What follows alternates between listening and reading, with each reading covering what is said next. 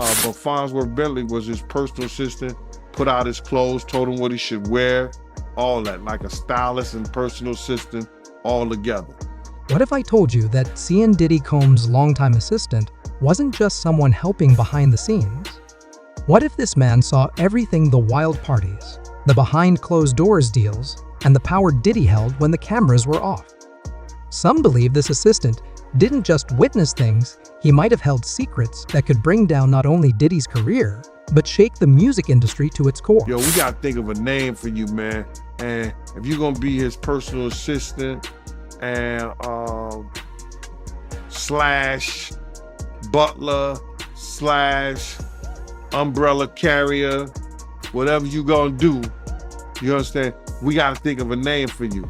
We're gonna try to make you like Bentley or either Farnsworth or either Bent. You gotta be, you gotta have that kind of persona. You gotta dress all the time, be neat, and the whole 9 yards. Let's go back to the early 2000s. A well-dressed man in a tailored suit began showing up next to Diddy everywhere. His name was Derek Watkins, but most people knew him as Farnsworth Bentley. He didn't look or act like anyone else in hip-hop. He wasn't a rapper or DJ. He wasn't producing music. He was simply introduced as Diddy's assistant, but there was something different about him. Gay, I think everybody around him gay, and I think you don't get to stay around him unless you've proven that either you are with the shit or the shit don't bother you. Raised in Atlanta, Bentley came from a background far removed from the rough edges of the music business. He studied at Morehouse College, a respected school known for turning out strong, well-spoken black professionals. His speech, fashion sense, and polished manners made him stand out in an industry where flash and toughness were often more common.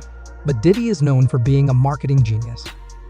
He knew how to build a brand and turn anything into a headline. And he did exactly that with Bentley.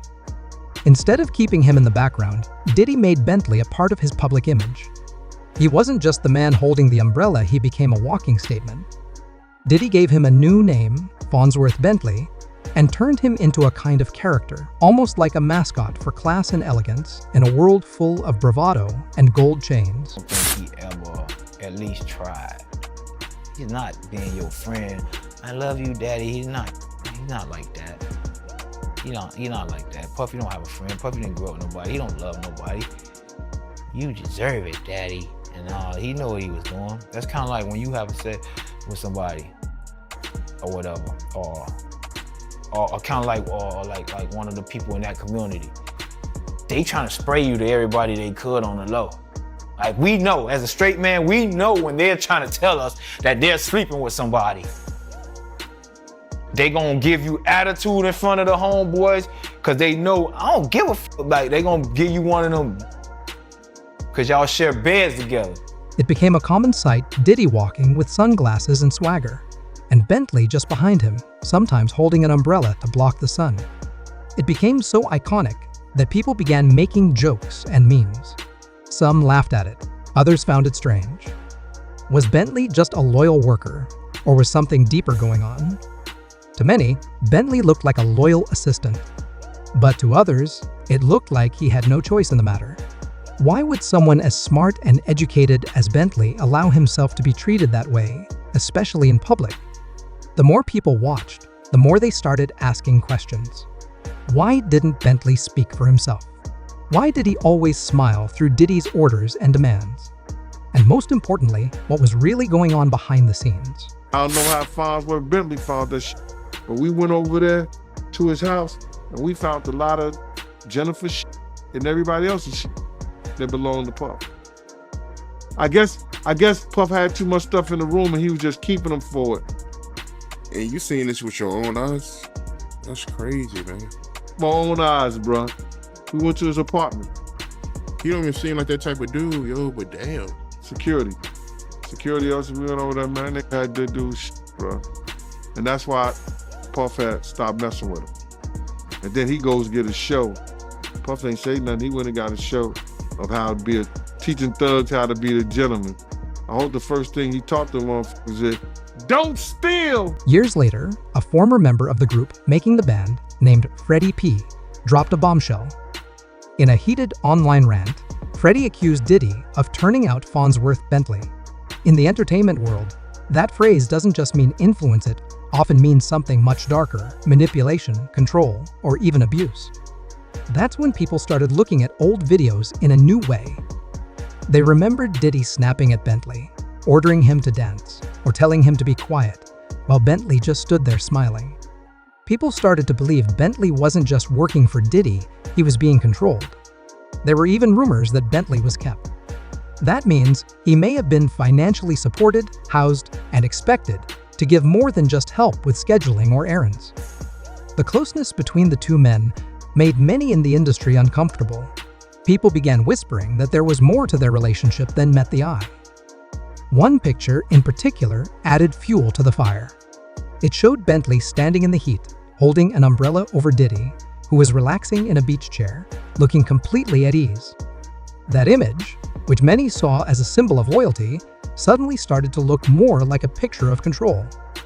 Many wondered, why would a smart man from a top college allow himself to be humiliated in public like that?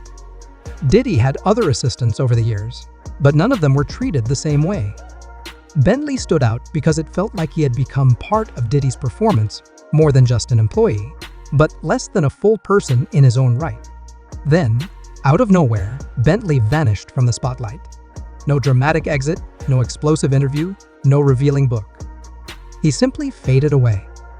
But not completely. In 2007, Bentley came back, but this time he was doing his own thing.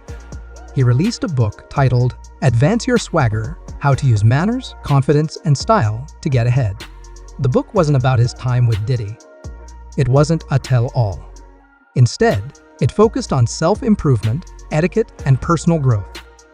That same year, he also launched a TV show on ETV called From G's to Gents.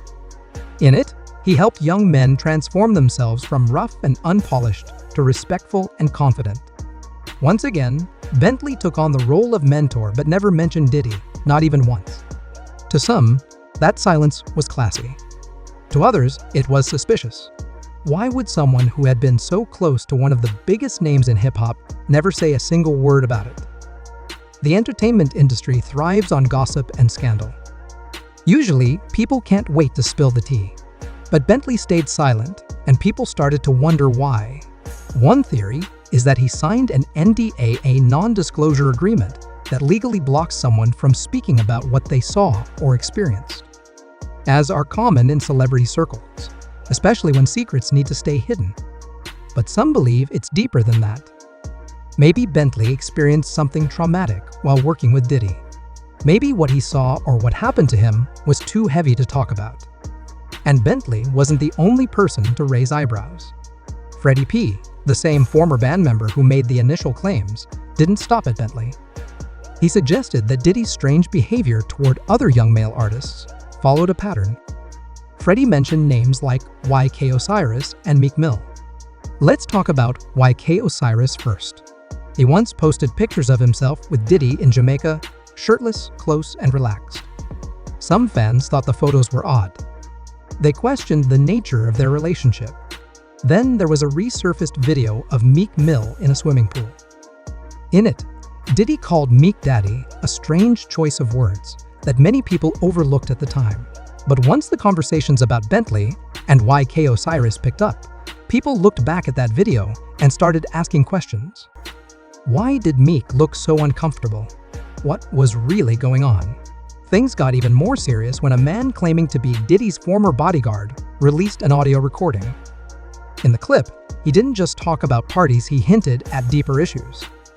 He suggested that Diddy blurred the lines between business and personal life, and that some young male artists were being pulled into situations they didn't understand or feel comfortable in. He specifically mentioned Meek Mill again, saying the public didn't know the full story.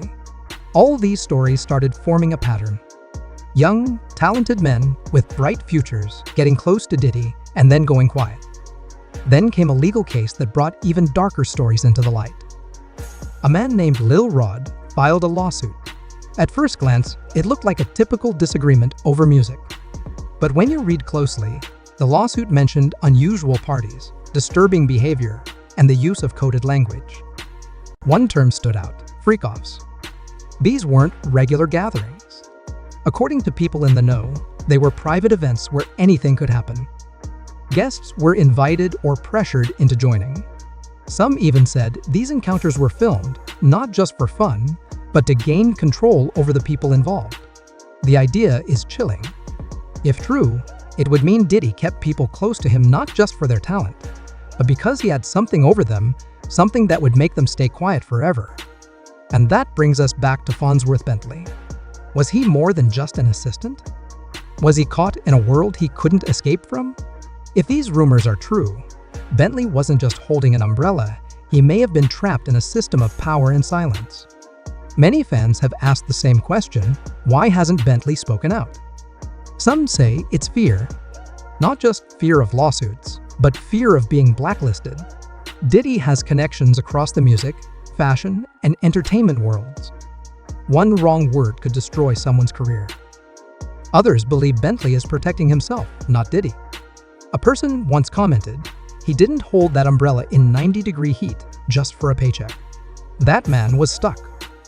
And maybe it's about more than just fear. Maybe it's about emotional pain. Bentley was still young when he stepped into Diddy's world. From the outside, it might have looked glamorous. But if what people are saying is true, it may have been overwhelming, possibly even damaging. Silence isn't always about hiding something. Sometimes it's about surviving it. There's also the idea of dependence. For years, Bentley's identity was tied to Diddy. Even after he left the bad boy circle, he still worked in the same industry. He couldn't afford to burn bridges. Staying quiet may have been the only way to protect the new life he was trying to build. Today, people are starting to see Bentley's story in a different light. What once looked like loyalty now feels like silence rooted in fear, pain, or control. The image of Bentley holding that umbrella used to be funny. Now, it feels like a symbol of something darker. With more artists and insiders coming forward, the truth is no longer hidden. The silence is breaking. So what do you think? Was Bentley just an assistant, or was he caught in something much deeper?